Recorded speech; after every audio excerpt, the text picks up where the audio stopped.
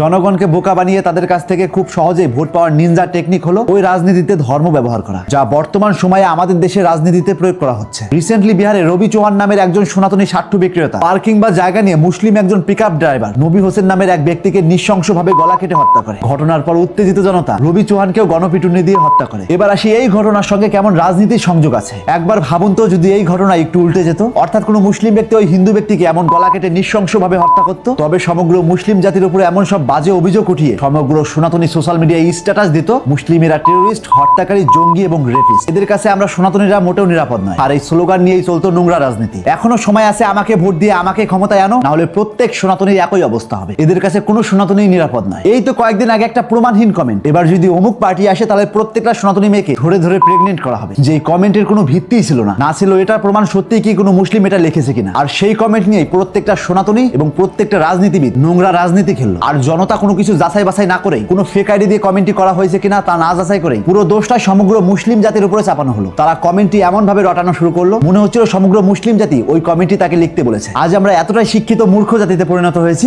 আমরা ভুলেও কোনো একটা ঘটনার আসল সত্যতা নিয়ে যাচাই করি না, বা সেই ঘটনার আসল সত্য জানার ইচ্ছুক নই। বর্তমান সময় কোনো হিন্দু বা কোনো মুসলিম বলছে না তোমার ধর্ম তোমার কাছে, আমার ধর্ম আমার কাছে, তোমার ধর্ম তোমার কাছে শ্রেষ্ঠ আর আমার ধর্ম আমার কাছে শ্রেষ্ঠ। ধর্ম নিয়ে কেন রাজনীতি করছো, কেন রাজনীতির মাধ্যমে প্রচার করছো না সমগ্র জাতির আমরা উন্নত চাই আর অপরাধীদের বিনাশ করে হিন্দু মুসলিম একত্রে মিলেমিশে দেশটাকে এগিয়ে নিয়ে যেতে চাই? কেন এক শ্রেণীর রাজনীতিবিদরা বলছে মুসলিমদের কাছে হিন্দুরা নিরাপদ নয় বা হিন্দুদের কাছে মুসলিমরা নিরাপদ নয়? কেন বলা হচ্ছে না হিন্দু মুসলিম না দেখে ফ্যাট ফার্স্ট আমরা অপরাধী চিহ্নিত করব এবং তাকে যোগ্য শাস্তি দেব? আমি খুব ভালো করে জানি আমার এই তেতো কথার জন্য অনেকেই মুসলিমদের দালাল, সনাতনী বিরোধী বলে আখ্যায়িত করেন, যার জলজ্যান্ত প্রমাণ কমেন্ট বক্সে যান, দেখতে পাবেন। আজ সত্যি কথা বললে বলা হয় তুমি অমুক পার্টি করো, তুমি অমুকের দালাল, কিন্তু আমি আজও বোঝাতে পারিনি সে হোক হিন্দু, মুসলিম, বৌদ্ধ বা খ্রিস্টান। সন্ত্রাসীদের কোনো জাত বা ধর্ম হয় না। এই মুসলিম ব্যক্তির সঙ্গে অন্যায় হয়েছে, তার জন্য অভিযুক্ত ব্যক্তিকে গণপিটুনি দিয়ে হত্যা করা হয়েছে। আর প্রত্যেকটা ক্ষেত্রে এটাই হওয়া উচিত ছিল। হিন্দু মুসলিম যেই হোক যদি অপরাধ করে তার শাস্তি অবশ্যই হওয়া উচিত। এটা শুধু আমি কেন, সমগ্র দেশবাসী এটা সাপোর্ট করে। তাই বলে অন্যায়ের দায়ভার এক নির্দিষ্ট জাতিকে দেওয়া সংবিধানের বিরুদ্ধে কাজ। তো সবার উদ্দেশ্যে একটা কথাই বলতে চাই, শুধু সনাতনীরাই খাত্রামে নয়, খাত্রামে আমরা সমগ্র দেশবাসী। আজ আমাদের দেশে যেই ধর্ম নিয়ে রাজনীতি চলছে, আমার মনে হয় না এই রাজনীতি কোনো দেশে হয়। মানতে কষ্ট হলেও এটাই রিয়ালিটি। অপরাধ হিন্দু, মুসলিম, বৌদ্ধ, খ্রিস্টান সমস্ত সম্প্রদায়ের মানুষ করে। তাই তার ধর্ম না দেখে অপরাধ দেখুন এবং তার শাস্তি প্রশাসন না দিলে সমগ্র জনগণ মিলে দিন। তবুও অন্তত ধর্ম নিয়ে নোংরা রাজনীতি করবেন না। তাই আজ থেকে চোখ খুলুন আর এরকম ইন্টারেস্টিং ভিডিও প্রতিনিয়ত পাওয়ার জন্য তাপস এক্সপ্লোরার পেজটিতে ফলো দিয়ে রাখুন।